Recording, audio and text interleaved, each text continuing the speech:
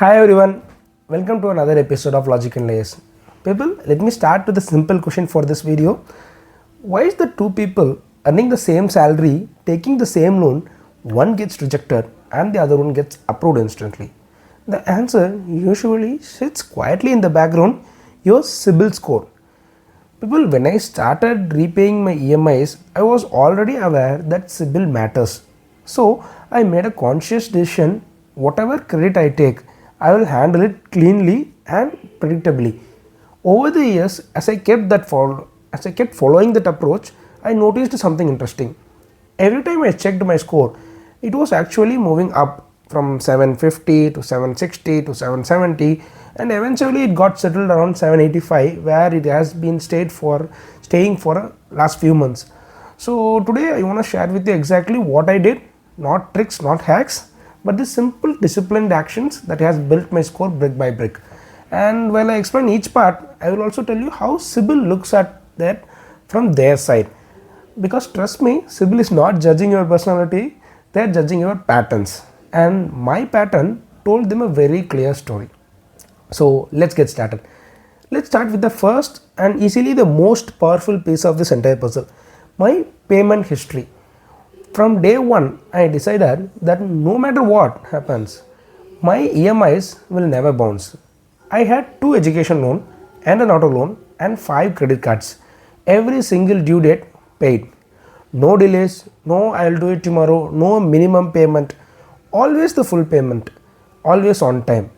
And from CIBIL side, this is like the best love letter you can send them. When they see a spotless repayment record, they don't need Sherlock Holmes to detect your behavior. They just say, okay, this guy is reliable, he borrows money and he returns it exactly when he promised. So that alone forms nearly 35% of your score. The second thing, I was focused on the credit utilization ratio. This simply means how much of your total available credit you actually use. For example, if your credit card limit is 1 lakh and you spend 10,000, your utilization is 10%. And if you spend 50,000 rupees, your utilization becomes 50%. In my case, across all my 5 credit cards combined, my utilization is usually below 10%, sometimes under 5%. And from CIBIL's perspective, low utilization is basically the dream scenario. It tells them, hey, this person does not depend on credit to survive. He uses it responsibly and he always has buffer. So high utilization looks like desperation and low utilization looks like discipline. And trust me, CIBIL loves discipline. The third part of my journey was something I didn't even plan consciously, my credit history length, which is commonly referred to as the age of your credit account. So what that means is how long you have been using credit responsibly. Because I took education loan early in my life, my history naturally became long and stable.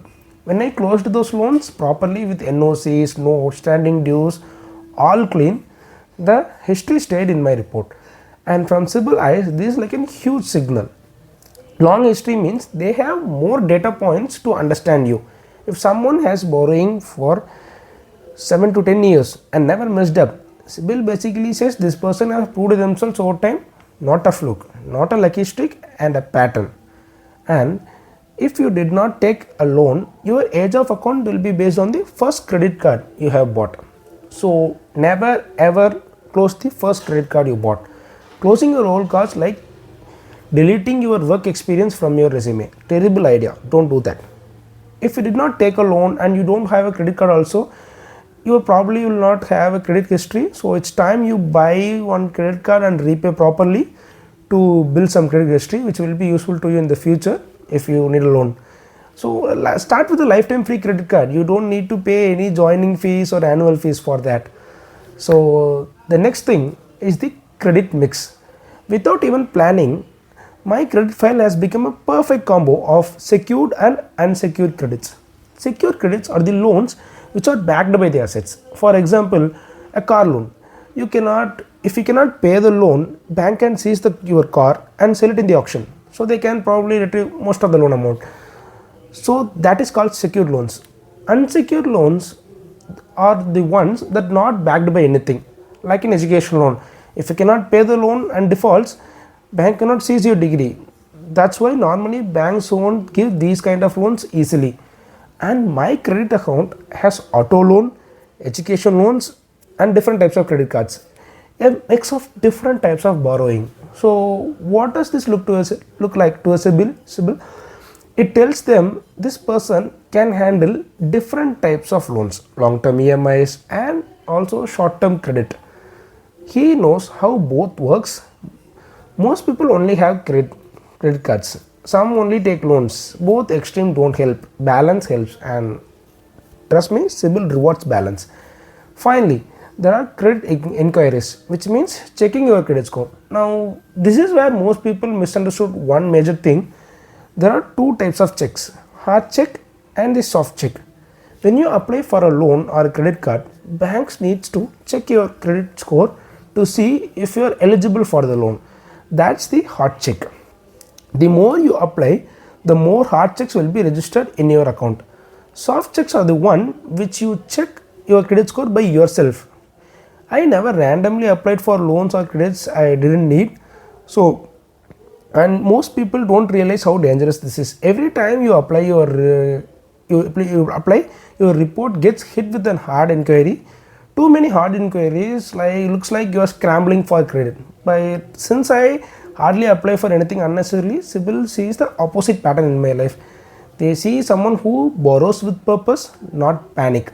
Someone who is selective, someone who is not financially stressed, and this builds a narrative that CIBIL absolutely loves. Consistent payments, low dependence on credit, long stable history, balanced credit mix, no desperate borrowing behavior. The combination is why my score slowly climbed and then comfortably got settled at 785.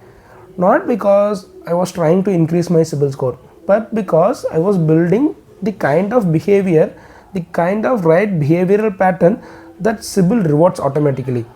And if you notice, nothing I did was complex, like nothing was overnight, nothing was a trick. It was just pay on time, use less than you can, keep your oldest card alive, take only what you need, and be predictable in your financial behavior. Because in the end, CIBIL doesn't care how much you earn, they care about how you behave.